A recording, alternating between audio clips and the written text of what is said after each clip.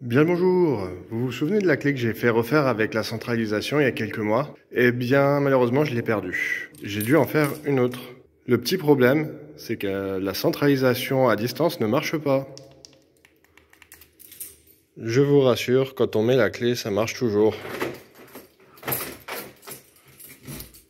Le problème, c'est que sur ces Mini, donc de 2002 à 2004, avant le facelift, la centralisation est très compliquée, très sécurisée, et même une boutique spécialisée refuse de même essayer de refaire la centralisation. C'est-à-dire que là, j'avais le code, alors pas le code complet, mais juste le code que vous pouvez voir d'ailleurs sur la vidéo précédente. Il a essayé quand même de coder ce code sur la nouvelle clé, mais malheureusement, j'ai essayé 5-6 fois la procédure de centralisation pour remettre la clé. Ça ne marche pas. Et de toute façon, il s'était même pas engagé à le faire, hein. Normalement, il refuse d'emblée. Là, il a quand même essayé de coder la clé, mais grosso modo, je n'ai pas de centralisation. Alors, je pourrais essayer de prendre une autre clé et réessayer. Je pourrais essayer d'acheter une clé d'occasion et de la coder sur l'ordinateur de bord. Il y a une méthode, c'est très compliqué, ce qui m'obligerait aussi à acheter des câbles en plus et trouver une clé d'occasion, ce qui est pas forcément simple à trouver. Ou encore aller voir un concessionnaire Mini, mais même ça, c'est pas garanti, c'est même pas dit que eux, ils y arrivent à le faire, et ça coûterait très cher. Ou je peux essayer de mettre mon kit à moi. Ce que j'ai trouvé, c'est un kit de centralisation qui coûte à peu près 20 € sur Amazon. D'ailleurs, c'est la boutique qui m'a conseillé de faire ça plutôt que de m'emmerder avec le système qui est déjà sur la Mini. Et pour le brancher, ce que j'ai pris, c'est des T-Tap. C'est des petits bouts qui se mettent sur un fil existant et qui permettent d'en raccorder un troisième. Ce qui est super parce que ça m'évite d'abîmer, de couper les câbles. Là, j'ai juste à mettre dessus et si jamais je veux les enlever, j'ai juste à remettre un bout d'isolant dessus et on est bon. Et évidemment, il me fallait une pince à sertir. J'en ai pris une pour pouvoir sertir cette étape. J'ai pas mal d'embouts, mais celui qui m'intéresse, c'est celui-là qui va me servir à presser les fils là-dedans. Par contre, ce que je n'ai pas, et je m'en suis aperçu juste en arrivant ici, c'est des embouts pour tester la touche arrière sur les fils de ma voiture. C'est-à-dire que vu que j'ai pas d'accès direct aux fils, vu que je veux pas les couper, il va falloir que j'utilise une touche arrière, backprobe en anglais, pour savoir qu'est-ce qui se passe dessus. Pour aujourd'hui, je pense que je vais me contenter de regarder ce qu'il y a et où est-ce que je vais pouvoir brancher ce système pour faire le minimum de modifications. Alors, le boîtier en lui-même, comment est-ce qu'il se présente? Donc j'ai mes deux clés, j'ai 3 signaux, fermer, ouvrir et pour le coffre. Je sais pas encore si je vais relier le coffre, on verra. Parce que de base, sur ma Mini, il n'y a pas ça. Là, ça c'est une antenne, on va pas y toucher. Ça c'est juste une petite LED pour montrer qu'il y a quelque chose qui se passe. Et là, ça c'est tous les fils qu'il va falloir que je connecte. Alors je vais pas avoir besoin de tous les connecter, mais il y en a certains qui sont importants. Donc là j'ai la notice, très réduite hein, d'ailleurs. Ce qui va m'intéresser, si on regarde ici, c'est de connecter la batterie. Ça, c'est sûr, je vais avoir besoin de le faire. Et après, il va falloir que je me réfère au diagramme qui est derrière. Pour les clignotants, je ne sais pas encore si je vais les relier. Pour le coffre, je ne sais pas encore si je vais le relier. Le klaxon, je pense pas que je vais le relier. Et je pense pas que ce soit pneumatique, donc ça, je vais pas en avoir besoin. Ça, on en avait parlé. Et le bouton pour réinitialiser est là derrière. Au niveau de ce schéma, on a 4 cas. Je ne sais pas du tout dans lequel je vais être. C'est pour ça que je vais avoir besoin de tester qu'est-ce qui se passe sur la voiture et qu'est-ce qui se passe quand j'appuie sur les boutons à ce niveau-là. Première étape, déjà trouver où est-ce que je vais mettre ce boîtier. La première option, c'est de trouver où est le récepteur pour la clé.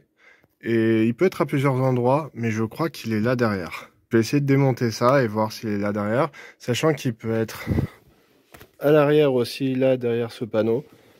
Et à quelques autres endroits, ça dépend vraiment des modèles. Faut y chercher. La deuxième option, c'est là, dessous.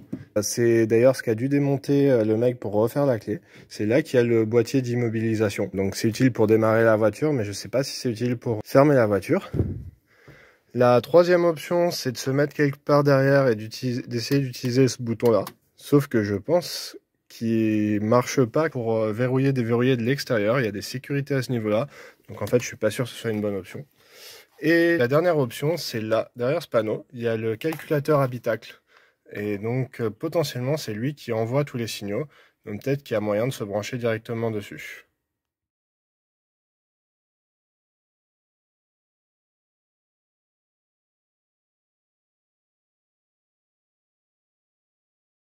Donc je vais démonter ces 3 endroits pour voir comment je vais pouvoir m'y prendre. À commencer par cet endroit-là, qui tient à peine. Normalement, il y a juste un clips. Je vais prendre mes 2 mains, mais là, on voit déjà qu'il bouge. Si je me trompe pas, j'avais regardé avant, il faut le décaler un peu vers l'arrière et il devrait venir tout seul. Et bingo, j'ai dû utiliser cet outil un peu pour aller prendre dessus et j'ai dû tirer pas mal quand même. Mais là, il y a effectivement un clip à l'avant et c'est aussi retenu à l'arrière avec ces trucs-là. Une fois que les 2 côtés sont venus, ça vient tout seul. Donc là, il y a le module effectivement pour l'horloge. Je peux débrancher juste ça pour l'enlever. Et ce qui nous intéresse, c'est ce module derrière là. Donc, de ce que je vois, il est fixé à gauche par une Torx. À droite, c'est juste un clip. Et il y a un connecteur avec 3 fils. J'ai testé mon nouveau boîtier rentre ici. Donc, si jamais j'arrive à faire marcher comme ça serait vraiment un très bon emplacement. C'est le bon moment pour regarder la notice. Alors, malheureusement, j'ai pas réussi à trouver à quoi correspondaient ces 3 fiches. C'est pas marqué stricto sensu dans le manuel. Ceci dit, j'ai vu en regardant les voies du calculateur d'habitacle, donc c'est ce dont je parlais avant, il y a quand même des signaux qui sont intéressants. Là, on a le 45, signal télécommande de condamnation centralisée. J'ai pas vu d'autres signaux qui correspondent à la télécommande. Il y a juste l'alimentation qui est en dessous. Mais du coup, ce que ça veut dire, c'est qu'il y a probablement un seul fil pour le signal, un fil pour l'alimentation et un fil pour la masse, forcément. Ce qui expliquerait qu'il n'y ait que 3 fils. Du coup, ce que je me pose comme question, c'est qu'est-ce que c'est que ce signal? Est-ce que c'est quelque chose que le boîtier va savoir reproduire? Ça, j'en suis pas sûr, et le problème, c'est que là, vu que j'ai plus de clé, je ne peux pas tester avec mon multimètre, vu que je peux pas reproduire ce signal. Donc on en serait à essayer des trucs pour voir si ça marche. Par contre, en regardant à la page d'après, il y a d'autres trucs très intéressants. Il y a le signal déverrouillage porte-conducteur et un peu plus haut là, le signal de verrouillage porte-conducteur. Donc j'ai déverrouillage, verrouillage, ça à tous les coups ça doit être quelque chose d'assez simple. Si jamais j'arrive à reproduire ces signaux avec mon boîtier, c'est possible aussi. Je vais démonter les 2 autres endroits dont j'ai parlé pour voir qu'est-ce qu'il y a derrière et qu'est-ce que je peux faire. Si je regarde la couleur des câbles, celui du haut est marron et noir, probablement la masse, mais par contre les 2 autres sont jaunes et rouges. Du coup, sans les tester, je peux pas savoir lequel est le positif et lequel est le signal. Si c'est vraiment ça d'ailleurs. Maintenant que c'est inspecté, je vais pouvoir remettre ça. Je vais pas trop y toucher aujourd'hui. Et ça se remet tout seul. Pour accéder à l'immobilisation, j'ai déjà enlevé la protection qui était là. Elle est venue très facilement parce qu'elle a déjà été enlevée il y a 2 semaines. J'ai juste un petit clip là qui est un peu cassé. Je vais essayer de le recoller après. Mais il tient par 3 petits clips, 4 même, et c'est tout. On a une Torx ici, ça doit être une Torx 20 si je ne m'abuse. Et je crois qu'il y en a une ou 2 en plus, va falloir que je les trouve. Je crois que j'ai enlevé celle-là pour rien, parce que j'ai regardé le manuel après. En fait, il y en a une ici à gauche du volant et une ici à droite du volant. Et il y a 2 clips. Si je regarde le manuel, ça a l'air simple. Donc déposer les 2 vis, gauche et droite, je les ai montrées, je les ai enlevées, elles sont là. Il y a 2 clips à déclipser ici, en haut. Ça a l'air de venir assez simplement. Et il y a 2 clips en bas, qui ont l'air d'être venus. Sauf que ça continue de bloquer quelque part par là. Le mec qui m'a refait la clé a eu la même galère. Il a vraiment bien galéré à l'enlever. Donc il faut que j'arrive à trouver comment ça se déclipse de ce côté-là. Malheureusement, j'ai pas assez bien regardé. Je me rappelle pas exactement comment il avait fait à part forcer. Je pensais que la deuxième fois ça allait venir tout seul. Et ben, je me suis trompé. Il a fait du bon boulot. Il a pas du tout cassé de clips. Mais du coup, c'est tout aussi compliqué à enlever la deuxième fois. En re-regardant plusieurs fois, le clip qui posait vraiment souci, c'était ce tout petit clip ici là. On le voit à peine. Je pensais que ça venait de là derrière, mais non, c'était ce petit clip. Donc je l'ai enlevé avec un tournevis et à partir de ça, c'est venu tout seul. Voilà donc à quoi ça ressemble derrière. Donc, on va faire un peu l'inventaire de tous les câbles qu'on voit. J'ai juste devant là, c'est le BD2 qui va vers le bas. Juste à sa droite, c'est une lampe. Le gros câble qu'on voit qui sort de derrière là, c'est pour le volant, donc ça surtout j'y touche pas. Et là au fond, le boîtier blanc, ça c'est le WS, c'est le boîtier qui a été retiré pour pouvoir coder la nouvelle clé avec l'immobilisation. Là j'ai plein de câbles dans tous les sens, Et la question c'est est-ce que je vais réussir à comprendre qu'est-ce qui va où. Sachant que ce qui m'intéresse aussi c'est qu'est-ce qui vient d'ici de la porte. Parce que le signal de la porte vient forcément d'ici. Donc il faut que j'arrive à trouver à quel câble ça correspond ici. Alors en regardant bien, ici là, celui-là c'est ce qui va dans la porte. Il y a beaucoup de câbles et qui sont totalement inaccessibles parce que là ça remonte direct. Et pareil là, ce boîtier là, donc là avec la nappe là, ça remonte direct. Et tout ça qui est enroulé ici, ça doit être la nappe principale qui va vers le calculateur habitacle. Autant dire que ici, il y a tous les câbles qui passent, il y a probablement le bon, mais ça va être impossible de se brancher. La seule exception, c'est si jamais j'arrive à trouver une nappe comme ça que je peux mettre entre les deux et pour pouvoir dériver certains trucs, mais je pense que de toute façon c'est pas ça qui m'intéresse, mais plutôt un des câbles qui est là-dedans. Donc pas très bonne option, je vais remettre ça et passer au calculateur. Plutôt que de démonter moi-même, surtout que là j'ai pas beaucoup d'espace à droite pour ouvrir la porte et que ça sera assez galère d'enlever ça, j'ai été regarder quelqu'un qui la démontait et on va avoir le même problème que de ce côté-là. C'est-à-dire qu'il y a énormément de câbles, très peu d'accès. Et surtout, je suis même pas sûr de pouvoir les tester en touche arrière, tellement il y a de câbles sur les voies. Donc vu que de toute façon, je peux pas le tester là, je vais pas démonter là.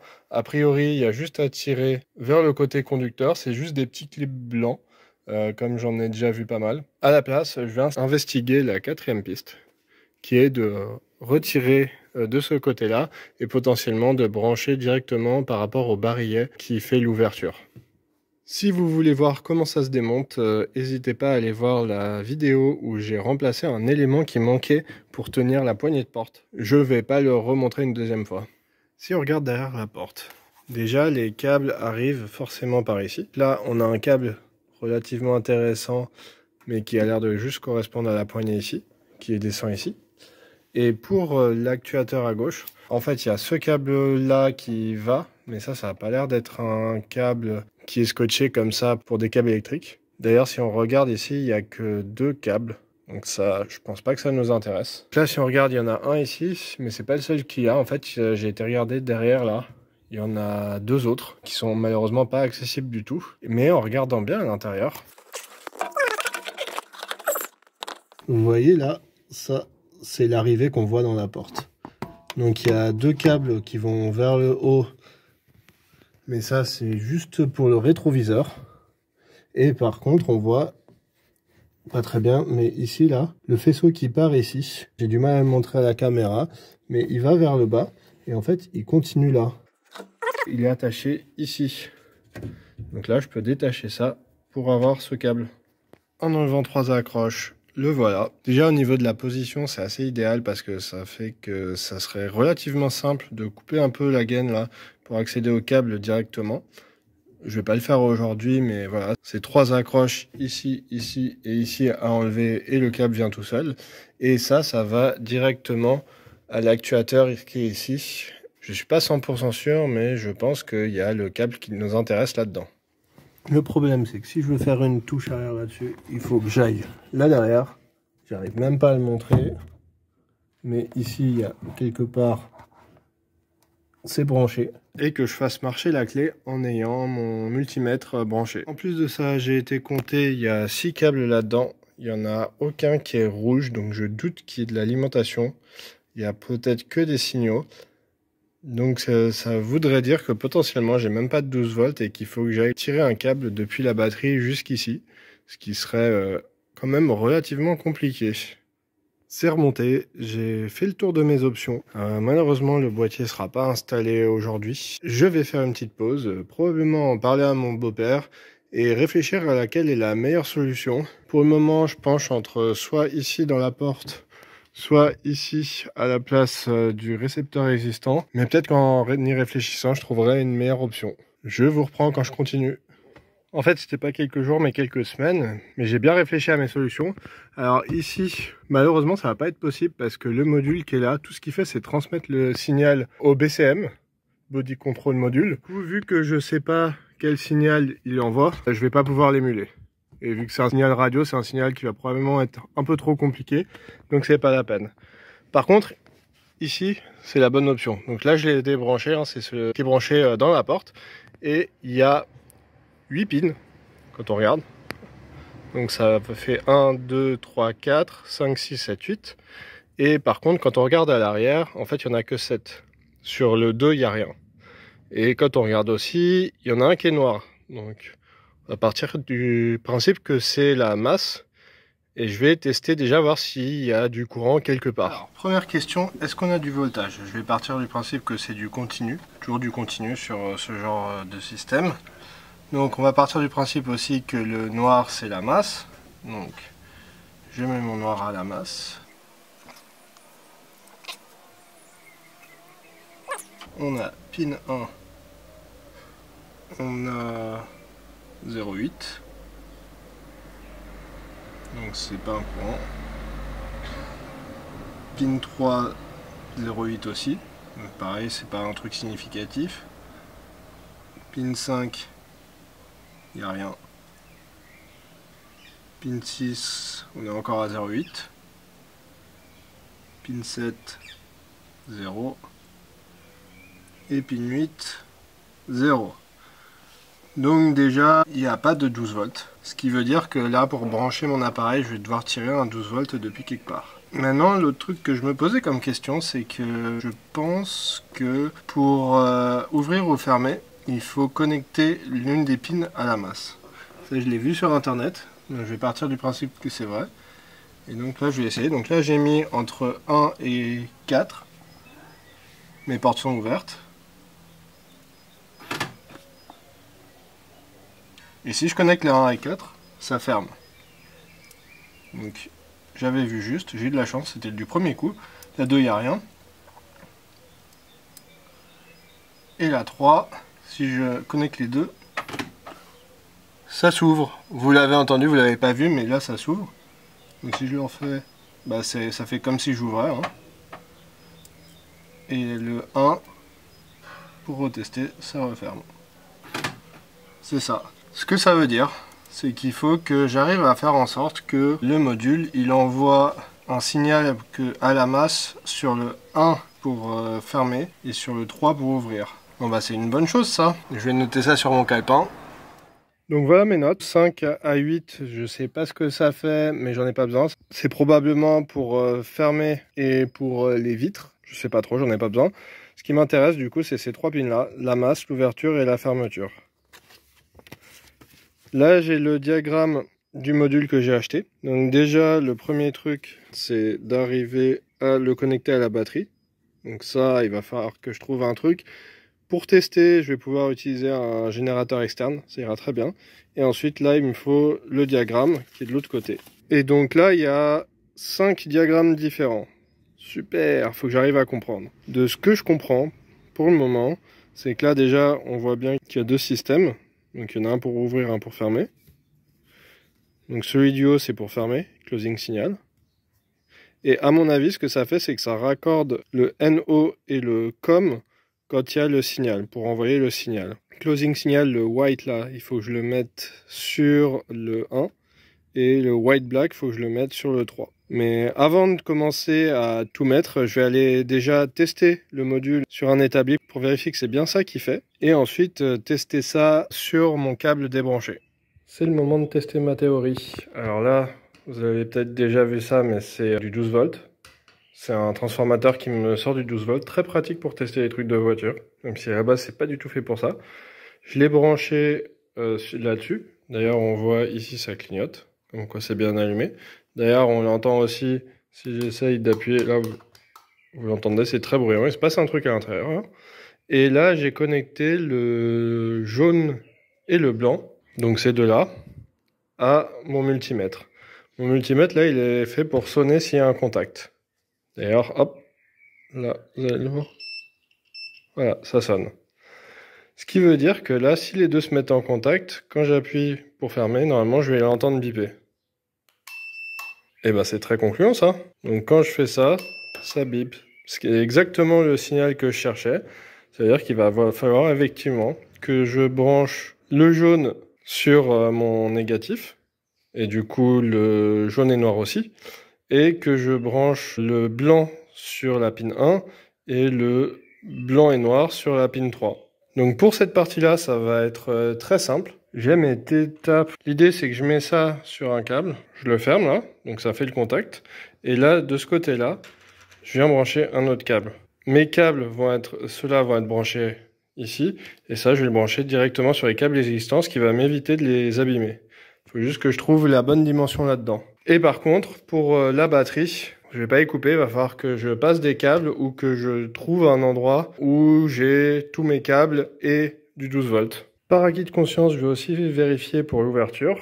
Donc là, j'ai mis ceux qui sont blancs et noirs et jaunes et noirs, qui correspondent aux deux du bas ici. Et là, si je fais l'ouverture, alors ça fait bien une première fois, ça fait biper mon multimètre, donc ça envoie un signal. Et ça le fait une deuxième fois, je pense, c'est parce qu'il y a une fonction pour les clignotants, qui doit faire clignoter 2 fois à l'ouverture et 1 fois à la fermeture. Ceci dit, j'ai pas besoin de connecter les clignotants parce que c'est le BCM qui s'en occupe. J'ai pas besoin de rajouter ça. Pareil pour l'ouverture du coffre, je pense pas que je vais m'en servir parce qu'il n'y a pas de base et j'ai pas envie de m'embêter pour un truc qui m'a l'air assez inutile. Je verrai si un jour j'ai envie de m'en servir pour ça ou pour autre chose, ça sera là. Mais déjà, si j'ai l'ouverture et la fermeture, je serai content. J'ai mis mes étapes, donc sur les 3 lignes qui m'intéressent. Je l'ai pas filmé, mais en gros, je prends une pince à dénuder, je coupe un peu l'entaille, pas totalement évidemment, sinon je sectionne le câble, mais un tout petit peu juste pour dénuder un peu, pour aider, parce que ça coupe pas très bien. Je clipse par-dessus, comme ça, et ensuite sur le bout, je rajoute ça. Hop. Et donc là, j'ai testé, et ça marche. C'est-à-dire que là, si je connecte... J'ai mis mon négatif ici, comme ça il sera plus facile à distinguer. Et là, si je fais ça d'un côté, là ça ouvre, c'était déjà ouvert. Et là ça ferme.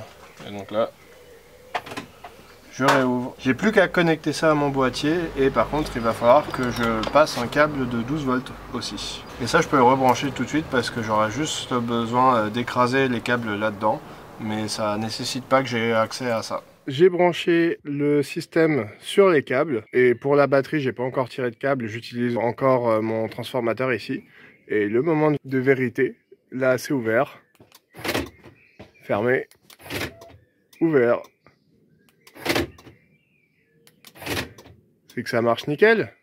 Et petite vérification quand même, est-ce que je peux toujours ouvrir avec la clé?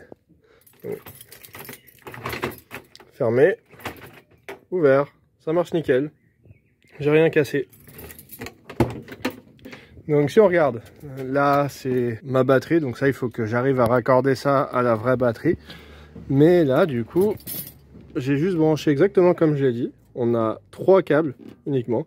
Si jamais je veux enlever ce système, j'ai juste à enlever ces 3 tables refermées avec du scotch électrique. Et c'est comme si qu'il n'avait jamais été là, les câbles sont toujours là, pas cassés. Donc je suis super content de ce système. Ça va me permettre d'avoir à nouveau une télécommande parce que, comme je l'avais dit, c'est très compliqué de recoder une clé pour qu'elle marche sur les mini de cette génération-là. Et j'ai trouvé l'endroit où je vais avoir du 12 volts. Il y a les câbles, c'est pas encore permanent, c'est ici. Donc là, c'est l'OBD2. Et du coup, quand on regarde les pins, il y a la masse et il y a un 12 volts. 12 volts qui est toujours alimenté. C'est dans la spécification OBD2, donc je suis sûr que j'ai toujours du courant ici. C'est ce qu'il me faut. Je peux utiliser ça. En plus, c'est derrière un fusible, donc si jamais il y a un souci, ça sautera. Et j'ai juste à faire passer ça ici. Là, il y a plein de câbles qui passent. Il va falloir que j'arrive à rajouter le mien et le faire arriver jusqu'ici. Pour le négatif, soit je me mets sur l'OBD2, soit j'utilise le négatif que j'ai déjà ici. Ça m'évite de faire passer 2 câbles. Ça sera peut-être plus simple. Pour faire passer ce câble, il va falloir que je le fasse passer de ce côté au fond, là, au milieu. Vous voyez le truc rectangulaire, c'est en caoutchouc. Donc il faut que j'arrive à le faire passer au milieu, sauf que ça passe pas vraiment. Ce qui va le faire arriver ici. Donc là, il faut arriver à le faire passer jusqu'en haut. Et pour le faire arriver au milieu là. Du coup, ça va me permettre de le récupérer et de le brancher sur le port OBD2. Le problème, c'est que faire passer ça, c'est pas si simple que ça et qu'il commence tout doucement à faire noir et qu'il est assez tard. Donc je vais continuer un autre jour. Bonne nouvelle ou mauvaise nouvelle, je sais pas trop encore. Tout ce qu'il y a dans la porte, là, tous les fils électriques, en fait, c'est un seul faisceau. Et si jamais je le casse, J'en ai pour 80 pounds, ça fait à peu près 100 €. Ça serait un peu cher, mais pas trop non plus, et surtout pas trop galère à régler si jamais je fais une bêtise. L'inconvénient, c'est que du coup, ici, il y a juste un connecteur. C'est pas juste un tube dans lequel des fils électriques passent, mais c'est vraiment un connecteur ici. Donc je suis pas trop sûr de savoir si je vais arriver à passer un de mes fils en plus. Mais déjà, on va démonter. C'est tenu juste par un boulon. Et voir si jamais on n'aurait pas déjà du 12 volts qu'on pourra utiliser ici. Sinon, ça veut dire qu'il y aura deux autres possibilités. Soit mettre une batterie quelque part dans la portière. Un peu embêtant parce que du coup, il faudrait que je la change de temps en temps ou je la recharge. Et l'autre option, c'est toujours d'enlever le boîtier d'ici et de le mettre carrément dans la voiture où là, j'aurai accès plus facile aux 12 volts. Mais c'est quand même assez embêtant parce que là, il y a vraiment beaucoup de câbles qui arrivent là et arriver à repérer les trois qui m'intéressent, c'est vraiment pas simple. Commençons déjà par démonter ça et voir un peu qu'est-ce qu'on a là-dedans. Une fois dans la voiture, donc là, ça c'était tenu juste par un seul boulon, effectivement. Là, il y a ça à tirer ici pour défaire la nappe. Le problème, c'est que là, ça sort pas. Et que de toute façon, même si j'arrive à sortir, je vais rien y voir. Ce qui veut dire que pour pouvoir traficoter ici, il va falloir que j'enlève la porte. Donc pour enlever la portière, j'ai deux boulons ici et un boulon ici. C'est pas énormément, mais déjà il faut être à deux pour qu'il y en ait un qui soulève la portière et l'autre qui défasse ça correctement. Et surtout, j'ai pas le temps. Donc partie remise, pour le moment c'est pas branché. Je me suis reposé la question de mettre ça ici. Alors il y a de la place pour mettre le boîtier ici. Le problème c'est l'accès. Ici là, vous voyez, faut que j'accède à deux fils qui sont ici. La masse, il n'y en a pas forcément besoin, mais là j'ai besoin de deux fils. Et arriver à mettre deux T-tapes ici, ça serait la galère. Surtout qu'il faut que j'arrive à trouver les bons fils. Et ça, c'est pas facile. À côté de ça, j'ai regardé un peu tous les câbles que j'avais. Et j'ai pas vraiment l'impression d'avoir du 12 volts ici. En tout cas, pas à la couleur. Il faudrait que je les teste. Mais a priori, il n'y a pas déjà de 12 volts qui arrive ici. Donc je vais quand même devoir tirer le mien ou mettre une batterie. Pour le moment, le premier plan, c'est toujours d'arriver à tirer du 12 volts en défaisant la porte. Mais le plan B de la batterie semble quand même assez intéressant. Vu que je peux pas faire passer ça correctement aujourd'hui, j'ai quand même envie de le faire passer pour pouvoir avoir cette centralisation. Donc je vais faire un petit plan temporaire. Donc là, je l'ai fait passer avec mon câble. Donc là, je pourrais facilement démonter ici. Il passe à l'intérieur, il sort ici. Donc là, il va y avoir par-dessus le panneau. Là, il va y avoir le câble qui va passer là. Je vais essayer de le faire passer ici. Là, ça va être couvert quelque part par là. Et le faire arriver derrière par là. Donc l'idée, c'est de faire ça le plus proprement possible. Donc je vais voir si j'arrive même pas à le faire passer derrière la protection, là, normalement, qui s'enlève. Mais il faut quand même que ça reste et que ça fasse la protection contre les éléments. La grosse question, c'est est-ce que ça va couper le câble quand je vais ouvrir et fermer la porte? Ça, je vais le découvrir assez vite. C'est pour ça que c'est une solution temporaire, hein. C'est parce que forcément, le câble va s'abîmer à être là au lieu d'être proprement dans ce conduit en caoutchouc. Ça peut être que temporaire. Et voilà le travail. Donc là, on est sur le 12 volts, enfin sur la batterie plus précisément. Le câble passe ici. Donc là, il passe derrière la protection contre la pluie. Là, de ici à ici, on va avoir ce petit câble apparent. J'espère qu'il ne va pas casser ici. Là, ça va s'arrêter là parce qu'il va y avoir le panneau qui va aller dessus. Ensuite, là, ça passe derrière. Et là, ça arrive sur mon boîtier. Et si je le teste, on l'entend bien qui clique quand j'appuie sur le bouton de la télécommande. Au niveau de la terre, j'ai récupéré l'un des câbles ici. J'ai pris le jaune, hein, mais l'un ou l'autre c'est la même chose, ils sont tous les deux à la terre. Alors ce qu'il faut savoir, c'est que sur certaines voitures, il y a deux signaux différents pour la masse du châssis et la masse des signaux. Mais j'ai testé sur ma voiture au multimètre et les deux sont connectés. Hein. Donc sur la prise au BD2, vous avez deux masses différentes. Selon l'aspect, elles peuvent être différentes. Sur ma voiture, c'est les mêmes. Donc je remets tout et je vais avoir mon installation un peu temporaire, mais presque bonne. Il y aura juste à faire passer ce câble proprement ici à l'intérieur, ce qui nécessite d'enlever la porte. On y est presque. Alors après avoir un peu galéré avec T-Tap sur l'OBD2, il voulait pas faire le contact correctement. Là j'ai réussi. Là ça passe bien là derrière ce panneau. Donc là ça arrive bien derrière la protection. Là j'ai volontairement laissé du jeu, c'est-à-dire que là, idéalement, je l'aurais fixé avec le faisceau ici, mais comme la porte va s'ouvrir et se fermer, je laisse un peu de jeu ici. C'est pour ça que c'est pas fixé. Ici, j'ai mis du scotch autour parce que là, c'est du 12 volts. Si jamais ça touche le châssis, ça fait sauter mon fusible du port au BD2. Donc rien de grave, mais je préférerais éviter quand même parce que je me sers pas mal de ce port-là pour les diagnostics. Et là, vous voyez, j'ai descendu la vitre au max. Ça gêne rien du tout. J'ai fait attention à bien faire passer le câble là où ça gêne pas.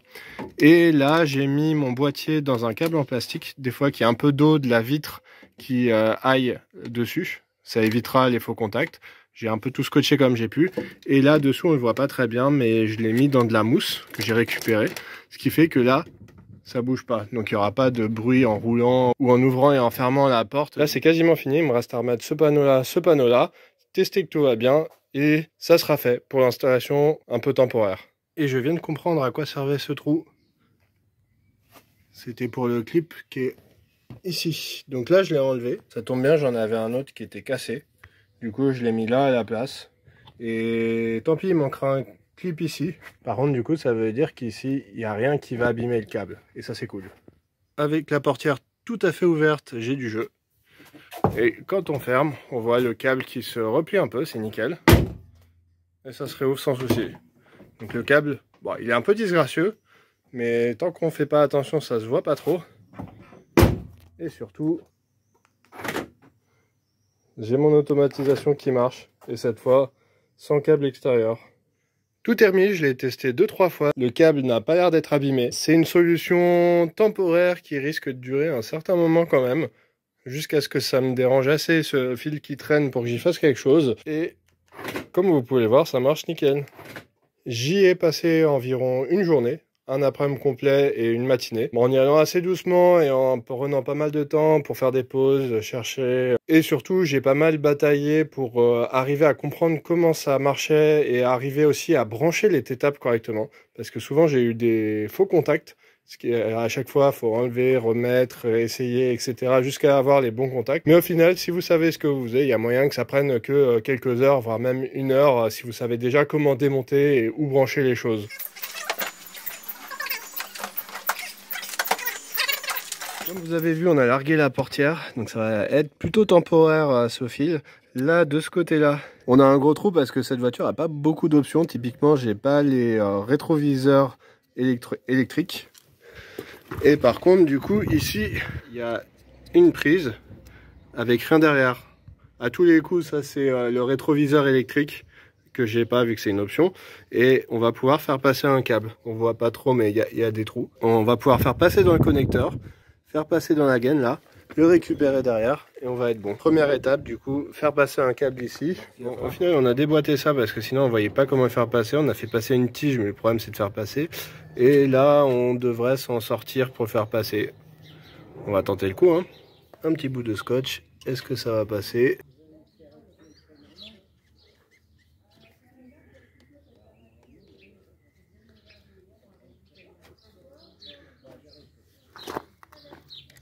Et voilà, il est passé. On est bon de ce côté-là, je peux remettre ça.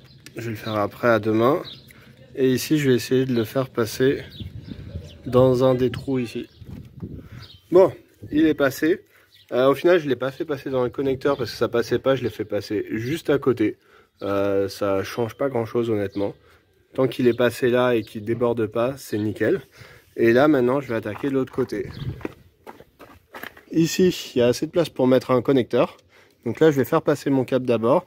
Et ensuite, je vais réutiliser, j'ai que des T-tapes. Normalement, il y a des connecteurs qui sont plus adaptés, mais je vais faire avec ce que j'ai. Je vais le faire passer là et le rebrancher ici. De ce côté-là, on va pas très bien voir. Il y avait un caoutchouc. La nappe passe dedans, mais le problème, c'est qu'il n'y a pas du tout de place pour faire passer un câble dans la nappe. Du coup, j'ai, avec la pointe, percé un mini trou dans le caoutchouc, ce qui va me permettre de faire passer mon câble. Je vais utiliser la même technique de mettre un scotch et de tirer. Et on y est presque, le câble est passé des deux côtés. Là, normalement, il ne me reste plus qu'à remettre tous les connecteurs. De ce côté-là, j'ai mis un connecteur comme ça. De ce côté-là, j'ai mis un connecteur. Là, l'idée, c'est que le connecteur là, il va falloir arriver à le faire rentrer là-dedans. Il n'y a pas beaucoup de place. A priori, ça passe, mais tout juste. On va mettre la portière à côté, on va tenter le coup.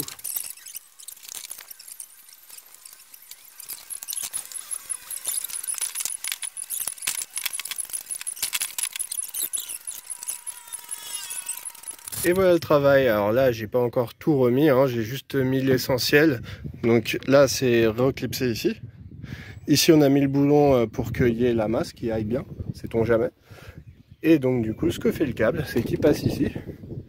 Il passe ici, il passe à l'intérieur ici.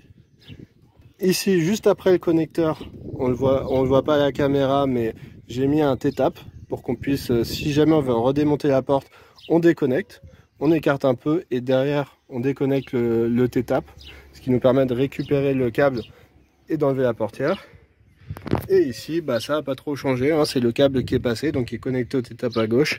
Et là, il y a un autre T-tap et je l'ai étiqueté comme ça, si un futur propriétaire démonte et se demande ce que c'est que ce câble, rajouter, il saura qu'il faut aller chercher dans la portière. Sur ce, opération réussie. Je suis plus à l'aise parce que je vous avoue que ce câble qui traînait ici, à côté du châssis, avoir du 12 volts, c'est vraiment pas une bonne idée parce qu'avec le temps, le câble peut frotter notamment ici et là où il était derrière la protection, frotter contre le métal. Et s'il frotte contre le métal, il va s'user et au bout d'un moment, on va arriver sur le câble en lui-même et ça va faire un court-circuit direct parce que le châssis est à la masse. Donc ça aurait été vraiment une très mauvaise surprise, mais là on n'aura pas ce problème parce que c'est bien passé. Petit essai pour vérifier qu'il reçoit bien du courant. S'il clique, c'est que c'est bon. Et on est bon, il a du courant, tout va bien, j'ai pas touché aux autres câbles. Là il me reste plus qu'à tout remonter et tout revisser, vous avez vu le résultat final. Je vais pas filmer le remontage, il n'y a rien d'intéressant. Et sur ce, je vous souhaite une bonne journée, à la prochaine.